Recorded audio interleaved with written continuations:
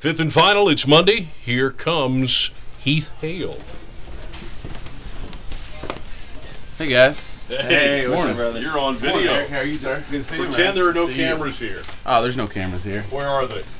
Good to meet you, bud. We'll have a seat right here. Best guest, and he will be our guest. Our guest now is an applicant, if you will, a finalist to be co-host of the KBET Morning Show. Say hello to Heath Hale. Heath, good morning. Morning, gentlemen. If I was a betting man, and I am, but it didn't come up, I would have bet on Friday, from the news reports that we were getting on this end, that you'd not be here. We heard that it would be a miracle if planes started getting out of Tokyo. There'd be very few and far between. But you did, in fact, get out sometime on Saturday? That is correct, and the odds would have been on your side. 2 out of the 4 runways at the airport that I flew out of were destroyed, but we were able to get on the plane, and it feels good to be back in Texas. Well, this is the segment where we, with our other 4 folks, have said, okay, let's get to know you. Who are you? Let's get to, if you don't mind, let's put that off to a little bit later. Let's talk to you as an American, as an Austinite, as a guy who was thousands of miles away from home. You were in Tokyo when the quake hit? That is correct.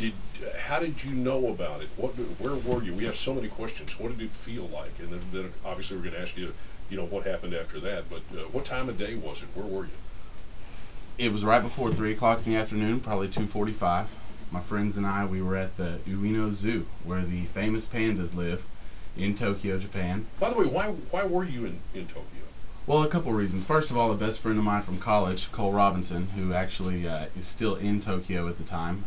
Right now, he doesn't fly out for another 2 months, hoping that he can get back. But I went to visit a friend, first of all, and second of all, I'm in the auction business, and I went and saw the largest fish/food market auction in the world. So they auction fish? Oh yes, sir. Okay, got you. International trade, obviously, not here's a 10-pound grouper. I mean, I'm sure it's thousands of pounds of fish. Is that kind of thing? Actually, they sell fish by fish, and they sell groups of fish. Really? Okay. It's the largest fish market in the world. Supplies 24% of Japan's fish, and every single morning, hundreds of boats come into the dock, and there's an auctioneer. There's multiple auctioneers.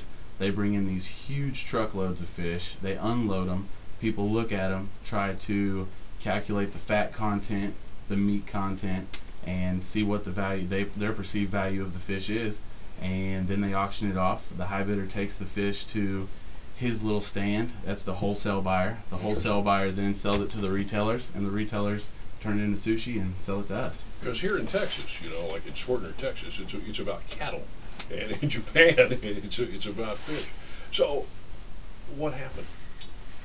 Well, when the quake hit, we were actually taking pictures at the zoo, and I hadn't had much sleep. I'd already been there for 6 or 7 days, and there were 4 of us sleeping in a little dorm room, taking turns for who got the bed for the night, trying to, of course, save a buck on a hotel. Sure. And I thought that I was getting delirious. My knees were a little bit weak, and I thought I was going to pass out.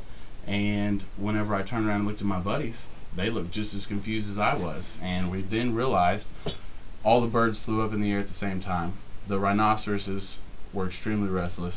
The bear was trying to climb the wall, and all the local Japanese residents were laying on the ground with their heads between their legs, and we realized, oh wow, that was an earthquake. Because what we're learning is obviously they're very well trained or sophisticated, not just with their building codes, but in terms of preparation. They know what to do if there's an earthquake. That's exactly right. The most impressive thing about this entire process was the fact that I feel like if this had happened somewhere else, it would have been an excuse for people to cause trouble, maybe riot in the streets, flip over cars and light them on fire. The residents of Japan kept their composure, and it was so awesome to witness the fact that they had a goal, they had a plan, and they executed it. They walked down the streets quietly. They knew exactly where they were going, how to approach the situation, and the fact that everybody stayed calm, cool, and collective was the main reason that everyone was able to get out of the buildings, get out of the streets where they were in the way of a 55-story building, and that was the reason that we were able to get to safety. Heath Hale is in the studio with us this morning. Coincidentally, he is the 5th finalist to be co-host here on the KVET Morning Show. Received the most votes, or was in the top 10 of votes. Judges then said he's in the top 5. But because of this trip to Tokyo, could not be here on Friday when he was originally scheduled. Then Friday, obviously, you are in Tokyo. You get the extension to come in on Monday, and there's an earthquake. You had to be wondering maybe at some point in time, am I supposed to be here? I knew I was supposed to be here. Thankfully, Joel Burke gave me the extension to let me come in on Monday. Oh, he did? No, I meant in Tokyo, in Japan. That's what I'm talking about. If I would not have been in Japan, I was the only person that had a cell phone working. And as soon as the quake hit and the chaos began, I started a communication tree with starting with my girlfriend. She had all the email addresses to the rest of the parents who were with us, and I would get on, send her one email, and all of our parents were notified on an hourly basis that we were safe. How about that? All right, so much more to ask you, including the tsunami and what you heard and what were communications like. And thanks for the glimpse also into the Japanese culture. One of the things that's getting reported here is that how they didn't even consider looting, something that, you know, obviously in a lot of countries that would be the first thing people did. It was a beautiful thing, Bob. Including this country, come to think of it. 7:21, he's Heath Hale, our special guest this morning, but also the co-host. He's auditioning for the job of being here on the KVET Morning Show. He's our 5th and final finalist. Stay tuned, 7:20.